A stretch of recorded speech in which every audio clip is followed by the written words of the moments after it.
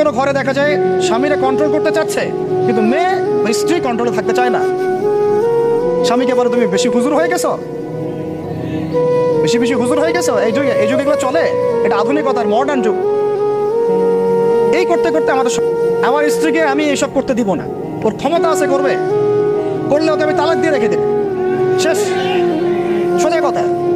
ও আমরা এইভাবেই কথা বলি বাসায়, এক কথায় চলবা, এক কথা উঠবে, এক কথায় বসবা, দ্বিতীয় কথা যেন বলতে না হয়। একদিন একটা ইস্যু নিয়ে মানে ঝগড়া আতুল কালাম হয়ে গেল ভাই।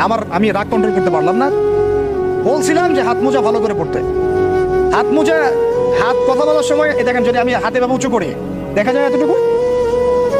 আমি বাসায় গিয়ে বলছিলাম যে হাত মোজা খুব ভালো করে এই পর্যন্ত পড়তে।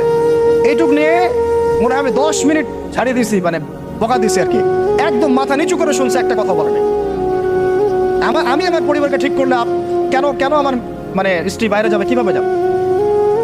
আমি বলতেছি না যে সে বাইরে যাইতে পারবে না, প্রয়োজনে তার প্রয়োজন পূরণ করতে পারবে না, এমন তো না বিষয়টা। বেপরতা এভাবে যাবে কেন? বেপরতায় ফিতনার মধ্যে কেন যাবে? আমার মেয়ে, আমি জন্ম দিলাম, আমি বড় করতেছি, আমি খাওয়াই, মানে আমি খাওয়াই বলতে মানে কি, আমরা উপার্জন করে আমরাই খেতে খাওয়াই নাকি?